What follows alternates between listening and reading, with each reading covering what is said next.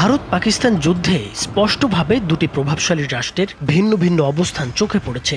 মুসলিম বিশ্বের অন্যতম প্রভাবশালী দেশ তুরস্ক প্রকাশ্যেই পাকিস্তানের পক্ষ নিয়েছে, আর আমেরিকার মদতপুষ্ট ইসরায়েল প্রকাশ্যে দাঁড়িয়েছে ভারতের পক্ষে।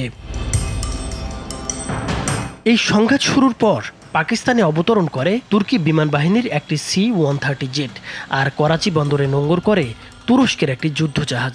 তুর্কি কর্তৃপক্ষ জানিয়েছে এটি বন্ধুত্বের নিদর্শন হিসেবে পাঠানো হয়েছে। তুরস্কের প্রেসিডেন্ট রিচেপ তাইপ এরদোয়ান স্পষ্টভাবে জানিয়েছেন পাকিস্তানের জনগণ তার ভাইয়ের মতো, তাদের জন্য আল্লাহর কাছে দোয়া করেন তিনি। মুসলিম বিশ্বে পাকিস্তানই একমাত্র পারমাণবিক শক্তিধর দেশ। এ কারণে ইসলামী দুনিয়ায় পাকিস্তানের বিশেষ গুরুত্ব রয়েছে। তাছাড়া তুরস্ক পাকিস্তানকে কৌশলগত মিত্র হিসেবে দেখে।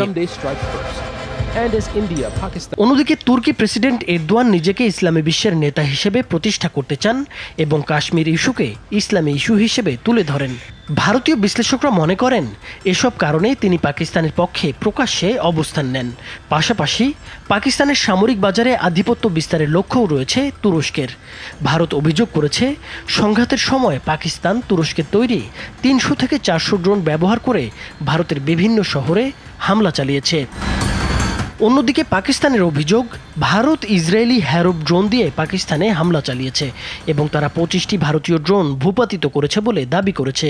ইসরায়েলের কৌশলগত বিশ্লেষকরা মনে করেন হিন্দু ও ইহুদি ধর্ম ইসলাম নির্মূল করতে একসঙ্গে কাজ করছে, এই ধরনের ন্যারেটিভ ছড়িয়ে পড়েছে আন্তর্জাতিক মহলে। ভারতের প্রাক্তন কূটনীতিক তালমিজ আহমেদ মনে করেন ভারতের বর্তমান হিন্দুত্ববাদী সরকারের সঙ্গে ইসরায়েলের ইহুদিবাদী আদর্শের মিল রয়েছে।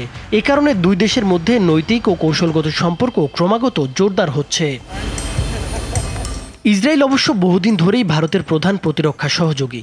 বিশেষ করে পাকিস্তানের সঙ্গে উত্তেজনার সময়ে ইসরায়েলের সহযোগিতা ভারতের জন্য গুরুত্বপূর্ণ হয়ে ওঠে।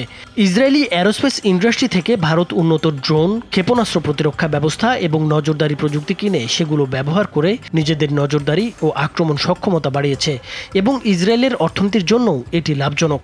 এই মুহূর্তে যুদ্ধাঙ্গদেয়ী হয়ে ওঠা ভারতের বিশাল বাজার ইসরায়েলি কোম্পানিগুলোর জন্যও আকর্ষণীয়।